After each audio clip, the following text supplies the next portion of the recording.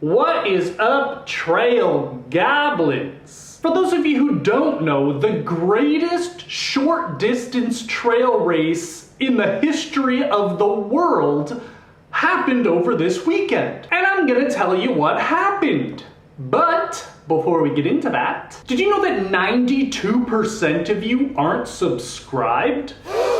Hit that subscribe button or you're gonna have to follow Kilian Jornet up the first climb of Sierre-Zinal. You think you can keep up with Kilian Jornet on a 30% incline? Subscribe already! Just kidding, please subscribe, thank you. That's right guys, this year's Sierre-Zinal was one for the record books. We had Kilian, we had Remi, we had Philemon, we had Patrick, we had all the greatest athletes of the Golden Trail series in one race, minus El Hassim. On the women's side, we didn't have quite as deep of a field, but it was still an amazing race. We had Scout Adkin, Gibson, Sophia Laukli, Joyce Njeru, and a dark horse named Joyline Chepngeno, who I'll get into a little bit later. The race started at 11 a.m. on Saturday, and Kilian went straight off from the gun and was leading the race. He was charging up the first and only incline of the race and was flying. This race starts with a 4,300 foot incline in the first 4 miles of the race. So if you can get to the top of that incline and still have something left in your legs to run that flat section up on the top,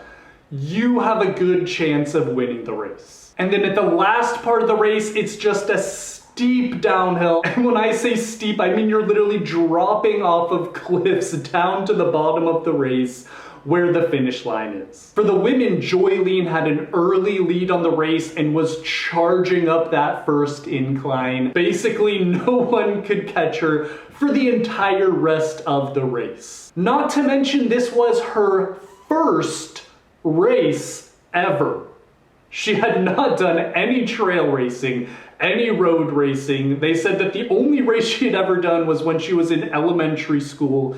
She was in this race to win it. At the Ponchat aid station, Kilian came charging through just 1 minute behind his own course record time that he set back in 2019. But charging behind him was Josephat Kiprodich, who caught and buried Kilian after the first aid station of the race. Remi and Patrick came into the aid station just a couple minutes afterwards and were still looking very strong. For the women, Joyline came in at about 59 minutes into that first aid station, about 1 minute ahead of Scout, who was 1 minute ahead of Joyce. At the Chandelon aid station, 7.5 miles into the race, Josephat was within 15 seconds now of Kilian's course record time, with Kilian just 30 seconds behind him, meaning that Kilian was catching up to his own course record. He was now just 45 seconds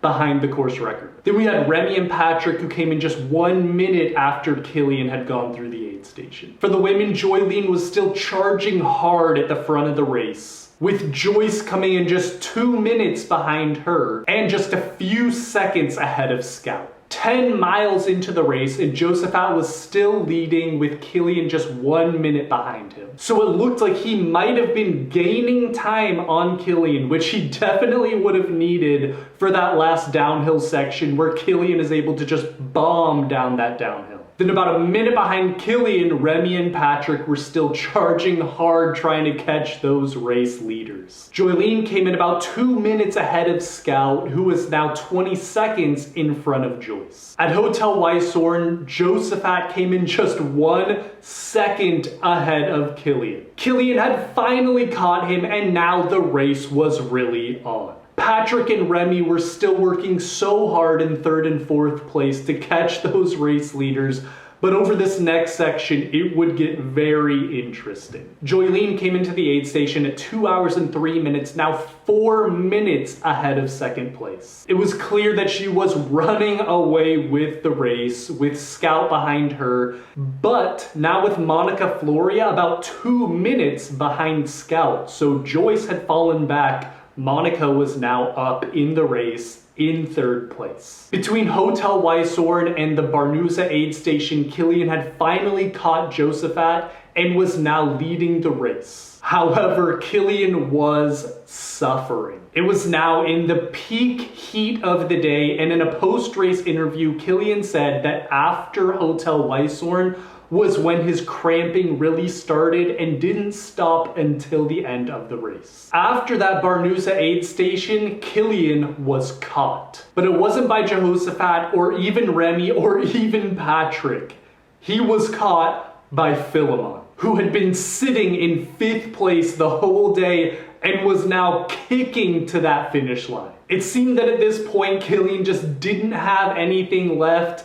Philemon had caught him from 5th place and was charging hard, but never bet against Kilian. Especially if there is a steep downhill section where Kilian will bomb all the way down it. However, even with Kilian's lightning fast downhill speed, Philemon was keeping up with him and even passing him in some sections. It now came down to a sprint finish at the end of this 19-mile race. Kilian burst out of the trees and onto that last section of road with Philemon hot on his heels. He was running Kilian down, and it looked like at this point that Kilian would be caught before the finish line. However, at that final stretch of the race, Kilian was able to just find one more gear and just push in towards that finish line and break the finishing tape just 1.5 seconds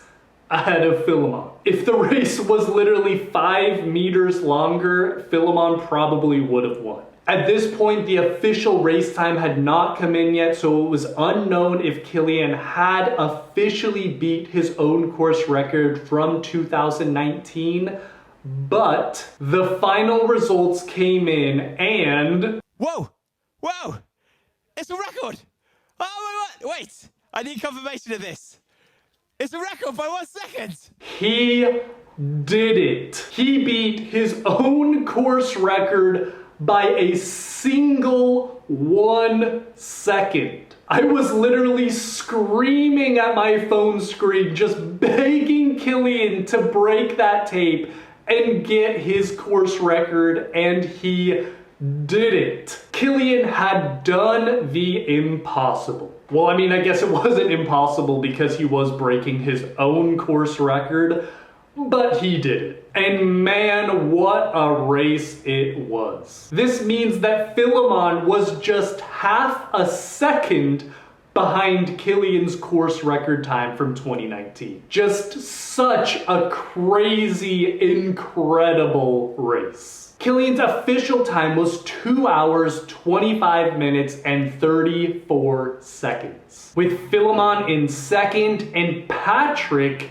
closing in for third, rounding off the podium. Patrick came in about 1:20 behind the 2 race leaders, and man, what an incredible race for first and second. Just mind-blowing how fast these 2 guys were going. This means that they were averaging a pace of about 7:30 per mile for this race. What an incredible performance by all of these guys. On the women's side, the finish was not as exciting as the men's, but it was incredible nonetheless. Joyline came in a time of 2 hours and 54 minutes with Scout running 8 minutes behind her, so she had just crushed this race. And Monica Floria finishing 2 minutes after her to round off that women's podium. Joyline looks like she has an amazing future on the Golden Trail series, and I cannot wait to see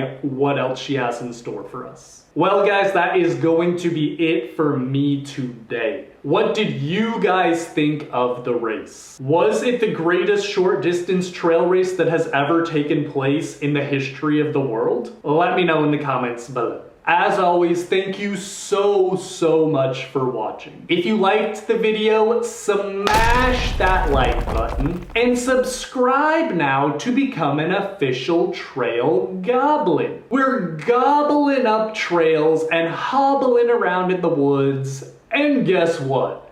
Kilian is the official goblin god. We worship him. Training for the uphill athlete is our holy Bible, and we dedicate our lives to him and his holy cause of breaking every course record known to man. Goodbye.